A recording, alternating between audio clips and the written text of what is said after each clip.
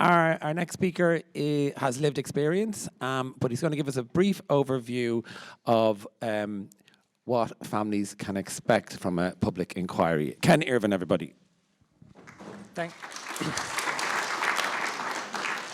Thanks very much, and much of what I've had to say, or I'm going to say, has been said, but I'm going to try to keep to 5 minutes. I was given the unenviable task of timekeeping earlier, so I better behave myself.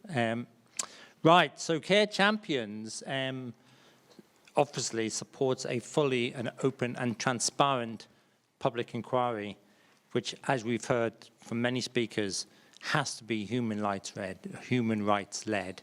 That's so essential. My own experience was really about how the administrative and technical system took over feelings of compassion and love and care for the residents. It became a very technical process under the COVID crisis, which I understand, but for the residents and for the families, it was like a slap in the face. So the families that have contacted Care Champions, they have the lived experience. They have expressed very much the weaknesses and the inconsistencies in the guidance. I also encountered that. A variety of care. Some care is excellent. Care Champions is not saying there is not a good standard of care, but there is definitely a variable standard of care, and at the worst extremes, really quite poor. So we're not castigating everybody in the same light, but we need to pay attention to the standards that we should all expect ourselves and for our families. And that includes, a part of the problem is the lack of power of the regulators, the lack of safeguarding, and all of this leads to a sort of fundamental loneliness of residents. So we need a human rights-based inquiry. The second Taoiseach in the current team for the second half expects an inquiry into to be set up in 2023. The language is welcomed, but it's a little bit too vague for our liking. It's not about pointing fingers, he asks, but it is about getting to some of the home truths and actually making suggestions for what can be improved in the future. And so a public inquiry is about people, and it's about the future people as well as the current people.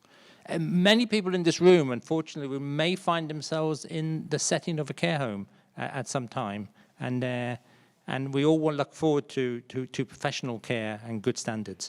So a public inquiry is about hearing the voices of residents, families. Many residents, as we've heard from Age Action, are vulnerable, and listening to their experience and to that of the families is essential. So Care Champions demand actually an open and transparent human rights-led public inquiry into the nursing home deaths and care, placing due importance on safe practices and denial of residents' rights, which we've also heard this afternoon. And that must be about dignity and compassion of all people, residents, families, and others. And so we have a number of recommendations. These are our highlights. One is a terms of reference to be established by an independent and competent body led by a human rights expert. Crucial that expertise is there in those TORs. Representation from residents, safeguarding social workers, a voice for the families, and an archive of experiences. Let's not forget the experiences that we have just touched on today, but also thousands of people reached out to Care Champions with their experiences. Recommendation number 3 is to address actions regarding the highest standards of care and managerial accountability, and not a sort of a separate silo between management and nursing staff. There needs to be connectivity there. And that needs codes of conduct for communicating with residents and their families, and the implementation of an independent safeguarding authority. Fourthly, the development of legislation to uphold the human rights of residents, irrespective of the ownership status of the care facility, whether it's public or whether it's private, shouldn't matter to the care to be expected within those establishments. The recognition of the importance of home carers, and we've heard the experience earlier on, thank you for that, and their condition of employment, training and support, the development and promotion of community services to allow people a choice where they live, and we've heard Age Action advocate for that very strongly this afternoon. The establishment of formally recognized care partners, also a key point, also recognized by the Association of Social Workers, and the creation of a public inquiry, but the creation of a public inquiry should not delay any reforms which are necessary immediately. That's a crucial point. We are not advocating in any way for a long finger approach. There are things that need to change, and they need to change now.